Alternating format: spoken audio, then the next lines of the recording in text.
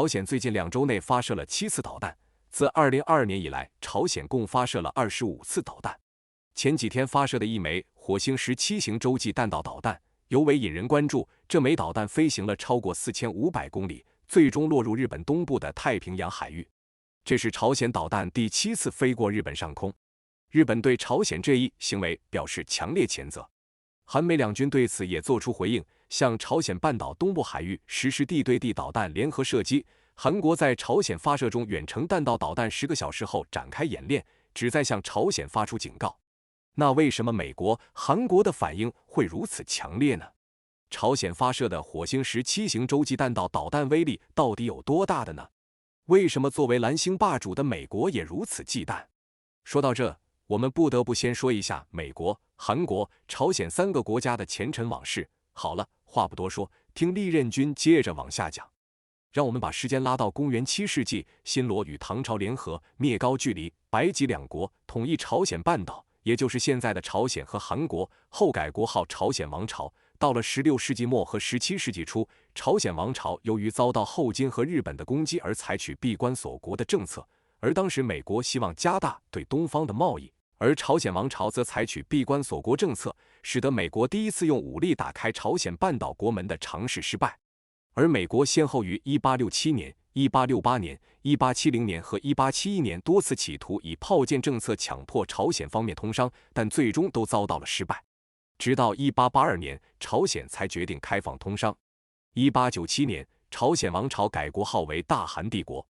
1910年，日本吞并朝鲜半岛，大韩帝国灭亡，导致工商业现代化过程中断，朝鲜半岛军民进入长期的对日游击战抗日。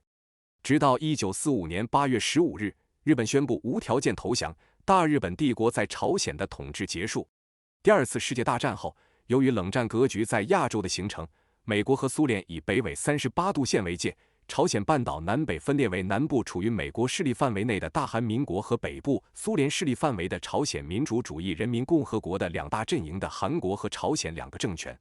1945年9月，美军进驻韩国，随后在汉城建立驻朝鲜美国陆军司令部军政厅，管理韩国军政及民政。韩国政府对外采取的是对美一边倒的亲美外交政策，通过外交努力最大程度地争取美国的援助。1948年，韩美签署了韩美政府间相互防卫援助协定。朝鲜半岛南北分裂后，韩朝关系紧张，双方都试图以武力达到南北统一。仅1949年1年，双方在军事分界线上发生的大小武装冲突就达2600余起。1950年6月25日，朝鲜战争爆发，朝鲜凭借远高于韩国的军事优势，一路高歌，控制了朝鲜半岛大部分地区。紧急之下，韩国政府向美国提出了救援，并在1950年7月15日将韩国军队的作战指挥权交给了以美国为首的联合国军总司令。美国的介入彻底改变了南北双方的力量对比，挽救了韩国政权。由于中国的介入，战争最终终止在38线附近，最终于1953年7月27日在板门店签署朝鲜停战协定。1953年10月，韩美签署了韩美共同防御条约，开始了长达半个多世纪的韩美同盟合作体制的序幕。韩国成了美国反苏反共的前哨阵地，美军开始长期驻扎韩国。美国对朝鲜采取军事遏制、经济制裁、外交封锁的高压政策，试图让朝鲜国内矛盾升级，以加速朝鲜崩溃。同时，美国认为只要增加对中国的外交压力，就能迫使中国制裁朝鲜，从而促使朝鲜崩溃。美国在冷战后还不断强化与韩国和日本的军事同盟，且不断加大联合军事演习的次数、频率及规模，以在军事上压倒朝鲜。尽管美国对朝鲜采取了一系列措施，朝鲜并没有如美国预期的那样。随着两国仇恨加剧，朝鲜学生课本也以美国作为未来战争对象。越南战争与波斯湾战争后，朝鲜认为自身安全受威胁，开始研发核武器。美国首先站出来反对。1994年，联合国安理会对朝鲜进行核项目调查，并对其进行制裁。随后，美国和朝鲜两国政府在日内瓦签署了关于解决朝鲜核问题的框架协议。根据协议内容，朝鲜必须冻结其各种核项目，并在所有核设施上加装监控系统，禁止一切关闭项目的重启。然而，美、日、韩三国协助朝鲜拆卸石墨反应堆，并帮助朝鲜建设2座清水反应堆和每年提供重油的承诺一拖再拖。朝鲜方面认为美国对条约没有诚意，只是想钳制其发展。朝鲜已经不再信任美国和韩国了。在克林顿任美国总统的8年任期内，虽然美朝框架协议内容未能全部实施，但朝鲜一直信守冻结部在处理项目。直到2001年，小布什就任美国总统后，改变了对朝鲜的接触政策，彻底关闭了对朝谈判的大门。在2年时间内，美国和朝鲜之间没有任何谈判。2002年1月，小布什在国情咨文中将朝鲜同伊拉克、伊朗并列为支持恐怖主义的邪恶轴心国，并威胁要对朝鲜实施先发制人的核打击，两国关系降至冰点。2003年，朝鲜向美国表示其已拥有核武器。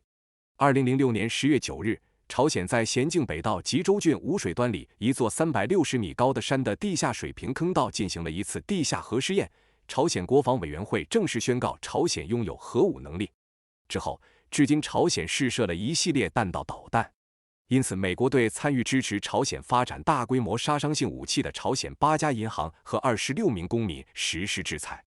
而最近朝鲜发射的一枚火星17弹道导弹是2级液体燃料公路机动洲际弹道导弹，火星17最大射程超过 1.5万公里，据推测可能对美国本土50个州任意地区发动核打击。面对又多一个能威胁自己的核弹，这让美国怎么能不慌？我们来看一下它的性能数据：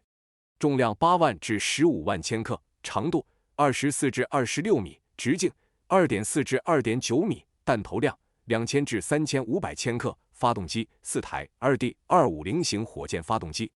推进剂液体火箭发动机，发射平台11轴竖立发射运输车。虽然该导弹有强大的威慑力，但该导弹仍受到其庞大尺寸的极大限制。导弹及其发射车的总重量和朝鲜有限的硬化道路网限制了导弹的机动，因为发射车在未铺砌的道路上只能短距离行驶。与较小的液体燃料弹道导弹不同，它不太可能在安全的位置加油，然后被驱动到预先勘测的地点并竖立起来，以减少发射准备时间。因为如此大型的导弹移动过程中的震动会有造成损坏和泄漏挥发性燃料的风险，这限制了燃料注入过程需要在到达发射场后几个小时才能完成，使导弹暴露在外，容易受到发射前的攻击。无论火星17弹道导弹的真实水平究竟如何，朝鲜在本身实力有限的情况下取得这种成果非常值得钦佩。大家对于火星17有什么想说的呢？欢迎留言评论区，我们接着聊。感谢观看，如果您喜欢本期节目，请点赞订阅我，您的支持是我更新的动力。